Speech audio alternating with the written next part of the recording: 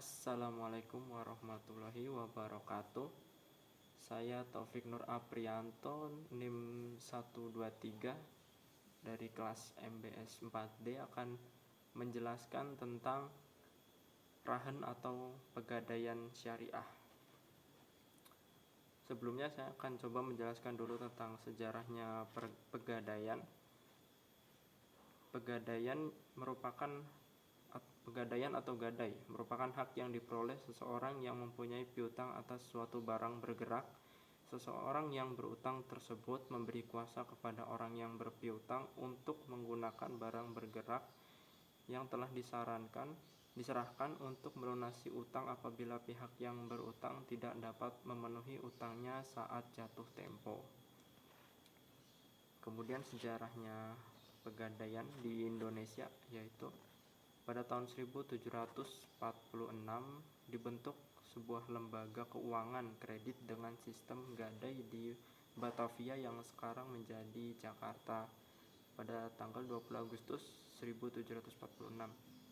Kemudian berkembang lagi saat pendudukan Belanda tahun 1901. Belanda menerapkan kultur Stelzer, yaitu kajian pegadaian dalam Stadsblad nomor 131 pada tanggal 12 Maret 1901. Pegadaian pertama berdiri di Sukabumi pada tanggal 1 April 1901. Kemudian pada 2003, pegadaian beberapa kali berganti status dari perusahaan negara ke perusahaan umum. Pegadaian syariah pertama kali berdiri di Jakarta pada Januari 2003. Kemudian rukun dalam rahan atau gadai, yaitu adanya rahin. Rahin itu orang yang memberikan jaminan, kemudian murtahin orang yang menerima, kemudian marhun itu jaminannya, dan marhun bih yaitu hutang. Kemudian ada juga akad dan ijab kabul. Lalu akid itu pelaku yang melakukan tijarah. Kemudian ada barangnya.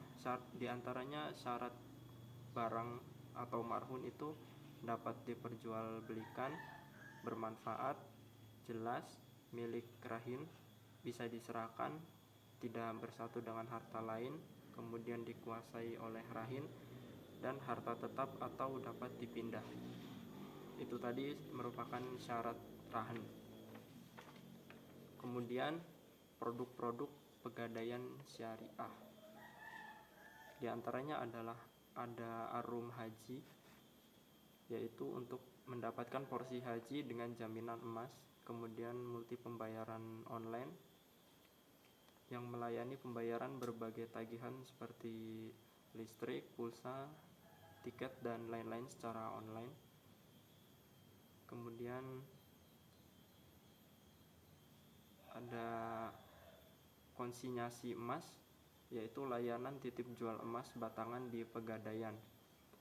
Kemudian tabungan emas yang melayani pembelian dan penjualan emas dengan fasilitas titipan. Kemudian arum BPKB atau memudahkan para pengusaha kecil untuk mendapatkan modal usaha dengan jaminan kendaraan.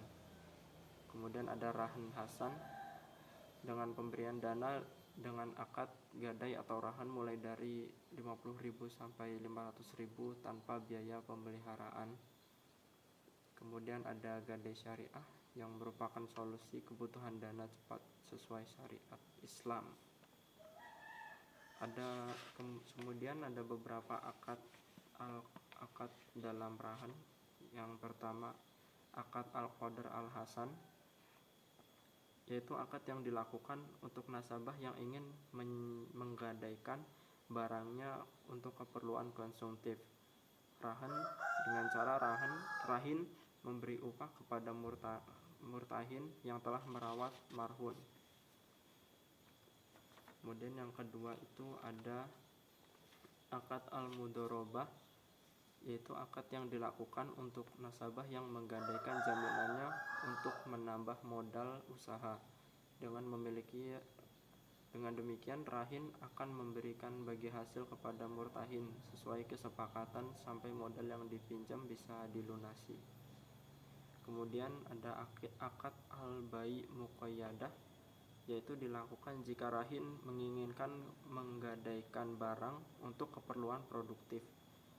Akad yang dilakukan antara pemilik modal yakni bank atau untuk usaha yang ditentukan oleh bank dan pengelola yakni nasabah, di mana nisbah bagi hasil disepakati di awal untuk dibagi bersama. Sekian dari saya. Mohon maaf kalau banyak yang salah. Wassalamualaikum warahmatullahi wabarakatuh.